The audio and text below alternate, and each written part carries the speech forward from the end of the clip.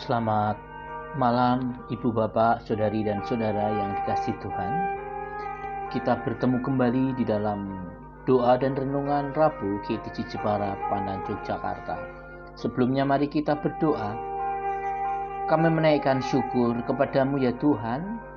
Malam hari ini kembali kami boleh bersama merenungkan, membaca, dan menaikkan doa-doa kami. Tuhan, kami mohon tuntunan dan penyertaan dari Roh-Mu yang kudus. Kami semua yang saat ini berada dari rumah kami masing-masing, kami menyerahkan doa dan renungan Rabu kami di dalam tangan kasih, penyertaan, dan tuntunan-Mu. Di dalam Tuhan kami Yesus Kristus kami berdoa. Amin. Bersama kita akan membaca dan merenungkan kebenaran firman Tuhan. Malam hari ini kita akan bersama-sama membaca dan merenungkan firman Tuhan yang terambil dari Injil Lukas 17 ayat 20 sampai dengan yang ke-25. Injil Lukas pasalnya yang ke-17 ayatnya yang ke-20 sampai dengan yang ke-25. Demikianlah pembacaan sabda Tuhan untuk kita semuanya. Atas pertanyaan orang-orang Farisi, apabila kerajaan Allah akan datang, Yesus menjawab, katanya, kerajaan Allah datang tanpa tanda-tanda lahiriah. Juga orang tidak dapat mengatakan, lihat, ia ada di sini atau ia ada di sana. Sebab sesungguhnya kerajaan Allah ada di antara kamu. Dan ia berkata kepada murid-muridnya, akan datang waktunya kamu ingin melihat satu daripada hari-hari anak manusia itu, dan kamu tidak akan melihatnya. Dan orang akan berkata kepadamu, lihat, ia ada di sana. Lihat, ia ada di sini. Jangan kamu pergi ke situ. Jangan kamu ikut. Sebab sama seperti kilat memancar dari ujung langit yang satu ke ujung langit yang lain. Demikian pula lah kelak halnya anak manusia pada hari kedatangannya.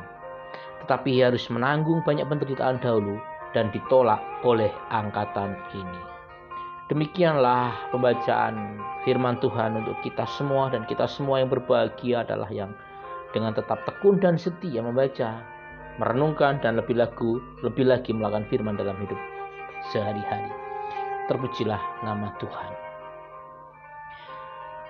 Ibu bapak, saudari dan saudara yang kasih Tuhan, ada banyak orang Kristen yang disibukkan dengan otak-atik mengenai kedatangan Yesus yang kedua kali. Bahkan ada banyak ramalan mengenai kedatangan Yesus yang kedua kali, sehingga ada banyak orang juga yang percaya, sehingga ada banyak orang Kristen yang rela untuk menjual apapun juga, karena dirasa tidak lagi penting memiliki harta dan benda di dunia ini. Ironisnya, kelompok-kelompok yang disebut sebagai sekte akhir zaman tersebut akan memberi cap sesat kepada orang-orang yang tidak mau mengakui ramalan atau yang mereka anggap nubuatan tentang kedatangan Yesus yang kedua kali tersebut. Namun, ramalan demi ramalan mengenai kedatangan Yesus yang kedua kali sampai hari ini tidak ada yang terbukti. Bacaan hari ini sesungguhnya menyuguhkan kepada kita mengenai iman akan kedatangan Yesus yang kedua kalinya.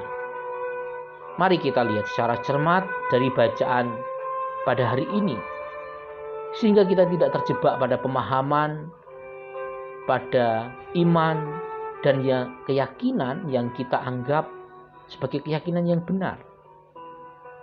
Dalam perikop yang kita baca menunjukkan betapa kagetnya orang-orang Farisi mendengar jawaban Yesus mengenai kapan kerajaan Allah akan datang. Yesus justru memberi jawaban bahwa kerajaan Allah itu sudah datang di antara mereka. Yesus dengan tegas mengatakan tidak ada tanda-tanda lahiriah yang menegaskan kedatangan kerajaan surga. Mengacu pada perikop yang lain bahwa kerajaan surga itu hadir, ada di dalam Lukas 7 ayat 22. Di situ dikatakan orang buta melihat, orang lumpuh berjalan, orang kusta menjadi tahir, orang tuli mendengar, orang mati dibangkitkan, dan kepada orang miskin diberitakan kabar baik. Ya, hadirnya kerajaan surga adalah kehadiran Yesus sendiri di antara orang-orang Farisi dan orang-orang Yahudi di zaman tersebut. Artinya hadirnya Yesus adalah hadirnya kerajaan surga sendiri. Di dalam perikop sebelumnya, 9 orang yang ditahirkan dari sakit kustanya berlaku sama dengan orang Farisi yang tidak bisa menangkap tanda kehadiran surga melalui karya yang sudah dikerjakan oleh Yesus sendiri. Selanjutnya ditegaskan oleh Yesus bahwa kedatangan anak manusia yang kedua kali itu seperti kilat yang memancar dari ujung langit ke ujung lainnya. Di negeri yang beriklim kering seperti Palestina, munculnya kilat itu sangat jarang. Di daerah kita sendiri, kemunculan kilat itu juga terjadi secara tiba-tiba dan hanya terjadi ketika musim penghujan. Dengan suaranya yang menggelegar tentunya menimbulkan keterkejutan dan juga ketakutan. Dengan tegas Yesus mengulang apa yang ditulis di dalam Daniel 7 ayat 13-15. Bahwa Mesias akan datang dalam awan-awan tanpa diduga. Ya, akhir zaman atau kiamat itu akan datang secara tiba-tiba. Tidak akan ada pengumuman, tidak ada woro-woro. Jadi tidak perlu diotak-atik atau ditebak-tebak, karena hari itu akan muncul secara tiba-tiba. Jadi jangan pernah terkecoh dengan perkataan mengenai kapan datangnya kiamat tersebut. Itu sepenuhnya haknya Allah sendiri. Kita tidak perlu tahu. Iman Kristen yang selalu kita ikrarkan di dalam pengakuan iman di dalam ibadah hari Minggu menyatakan bahwa Yesus yang akan datang untuk kedua kalinya itu mengadili yang hidup dan yang mati. Itu iman percaya kita. Dan jelas tidak ada pengumuman, tidak ada penentuan kapan Yesus akan datang untuk yang kedua kalinya. Kalau kemudian Yesus yang datang adalah kedatangan kerajaan surga itu sendiri, lalu ketika Yesus naik ke surga, dalam diri siapa Yesus hadir saat ini? Ibu, bapak, dan saudara serta saudari yang kasih Tuhan, Yesus hadir di dalam diri orang-orang yang kita layani, sama seperti ketika Yesus melayani. Kita bisa lihat di dalam Matius 25 ayat 40. Dan raja itu akan menjawab mereka, "Aku berkata kepadamu, sesungguhnya segala sesuatu yang kamu lakukan untuk salah seorang dari saudaraku yang paling hina ini, kamu telah melakukannya untuk aku." Ketika kita melayani yang paling hina, artinya kerajaan surga sedang kita hadirkan. Itulah prototipe atau tiruan surga yang kita hadirkan melalui karya dan pelayanan yang juga dikerjakan oleh Yesus sendiri. Ya, kerajaan Allah ada di antara kita. Di sini dan di saat ini kita diajak untuk menghadirkan Yesus. Kita diajak untuk menghadirkan kerajaan surga. Hal yang bisa terus kita kerjakan di dalam hidup kita adalah memberi diri kita supaya hidup kita senantiasa dipakai Allah sendiri di dalam rohnya untuk menghadirkan surga atau menghadirkan Yesus sendiri dalam perjalanan hidup kita. Paulus dalam Roma 14 ayat 17 dengan tegas mengatakan, sebab kerajaan Allah bukanlah soal makanan dan minuman, tetapi soal kebenaran, damai sejahtera, dan sukacita oleh Roh Kudus. Jika hidup kita sungguh ada di dalam roh Allah, maka kebenaran, damai sejahtera, dan sukacita itu akan selalu hadir dan kita hadirkan. Sebab sebagai warga kerajaan surga, tentunya cara hidup yang akan kita lakukan adalah yang sesuai dengan aturan surgawi. Sama seperti ketika kita mengaku sebagai warga negara Indonesia, maka kita pun akan taat pada aturan dan hukum negara kesatuan Republik Indonesia. Bukankah warga kerajaan surga juga akan taat dan patuh pada aturan kerajaan surga, bukan? Bagaimana mungkin kita mendaku sedang mencintai Raja Surgawi dan mendaku sebagai warga kerajaan surga, kalau yang kita hadirkan adalah kerajaan setan dengan manifestasi kuasanya seperti kesombongan, kikir, konflik, kejahatan, keserakahan, dan kuasa-kuasa yang membuat orang lain menderita dan sengsara. Ibu, Bapak, dan saudari serta saudara yang kasih Tuhan, jadi kedatangan Yesus yang kedua kali itu iya dan amin. Waktunya kapan? Tidak perlu diramalkan dan tidak perlu ditebak-tebak. Itu rahasianya Allah sendiri. Bagian kita yang sering mendaku, yang sering mengaku sebagai warga kerajaan surga adalah menghadirkan surga atau sang pemilik surga atau menghadirkan Yesus sendiri. Itu bagian kita, itu tugas kita. Kita amini, lalu kita kerjakan, lalu kita hadirkan surga di atas muka bumi ini. Biarlah kita terus berdoa agar kita senantiasa dipakai dan terus kita membiarkan Roh Allah bekerja supaya sepanjang hidup kita ini terus dikuasai, terus dimampukan untuk menghadirkan surga, menghadirkan kerajaan surga, menghadirkan Yesus itu sendiri. Amin. Kita akan menaikkan doa kita. Tuhan, kami bersyukur jikalau malam hari ini kami boleh belajar kembali akan kebenaran firman-Mu.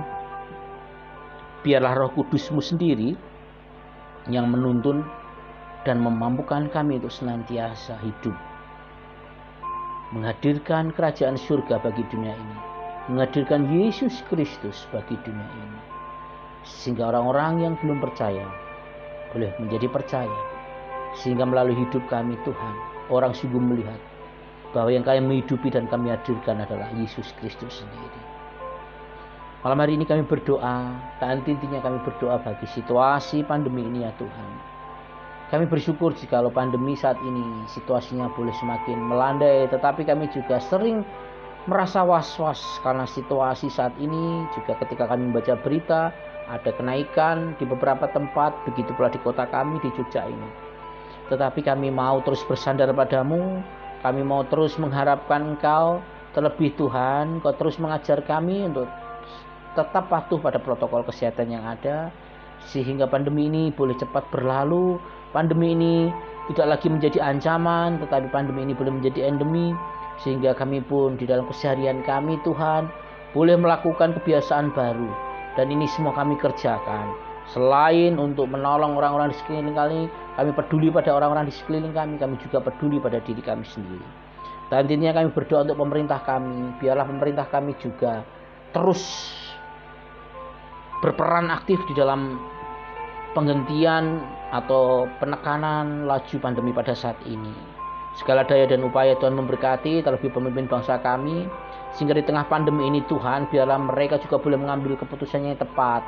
Jangan sampai ada agenda-agenda terselubung yang justru menjadikan pandemi ini mereka mengambil keputusan yang menguntungkan segelintir orang.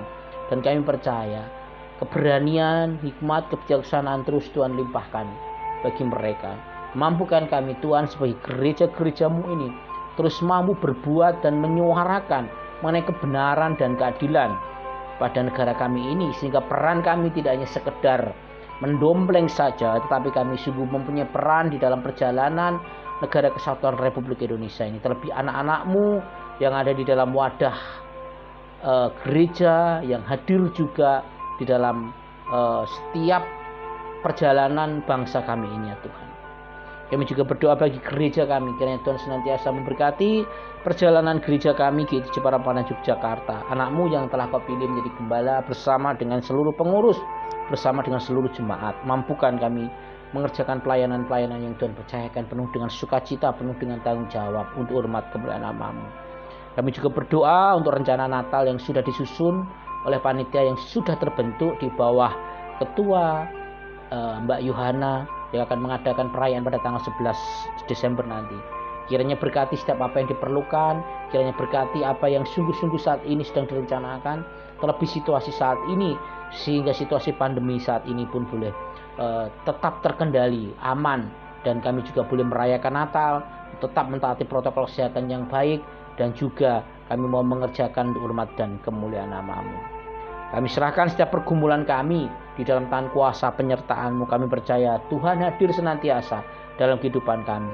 Tuhan senantiasa menguatkan kami, menopang kami di dalam setiap pergumulan kami semua. Terlebih ketika kami sungguh menyadarkan segala sesuatunya hanya di tangan kuasa dan penyertaan-Mu saja. Inilah doa kami, inilah ucapan syukur kami. Sepenuhnya kami serahkannya dalam tangan kuasa-Mu, di dalam Tuhan kami Yesus Kristus. Amin. Selamat malam, tetap sehat, tetap semangat, dan senantiasa berbahagia. Tuhan Yesus memberkati kita semua. Amin.